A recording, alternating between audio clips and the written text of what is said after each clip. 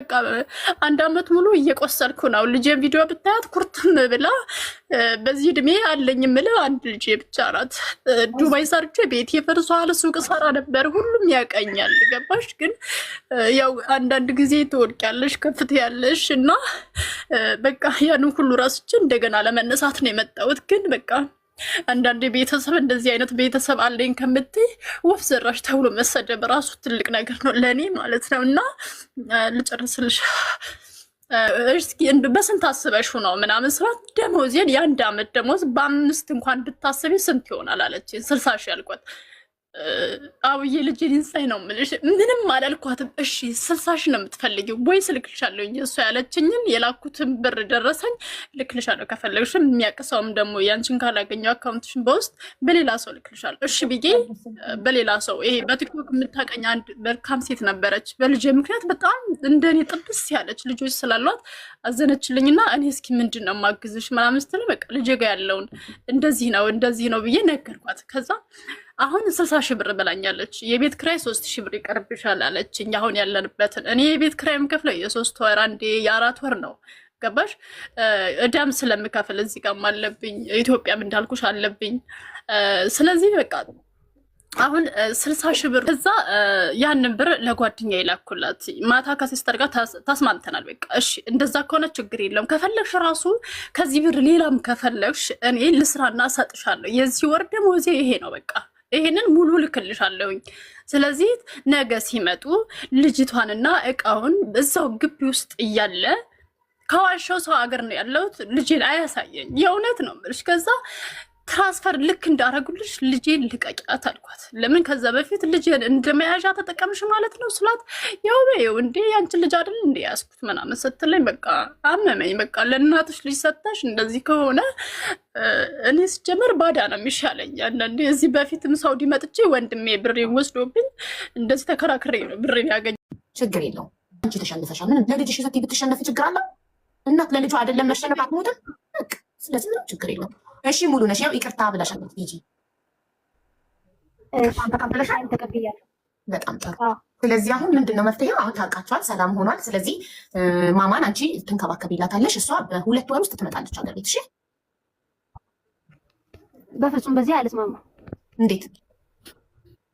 በቃ በህይወቴ ሁሉ ድረስ ስለመጣች እሷ ከኔ ህይወት እንድትወጣልኝ ሁሉ ተብዬ ጤናዬን አጥቼ ሁሉ ስላየሁት በፍጹም አልስማማትም። በፍጹም በህይወቴ ነው የመጣችው። ልታገኘኝ እኮ እዚሁ ላይ ነው የምትመጣው። ሙሉ ነሽ። እያልገባኝም አልስማማም ስትይ ሀገሯ እንድትገባ አትፈቅጂላትም? ምንድን ነው የማትስማሚ? ኢትዮጵያ ትመጣለች ነው ያልኩሽ። እንድትመጣ አትፈቅጂላትም? ወደ ኢትዮጵያ እንድትገባ?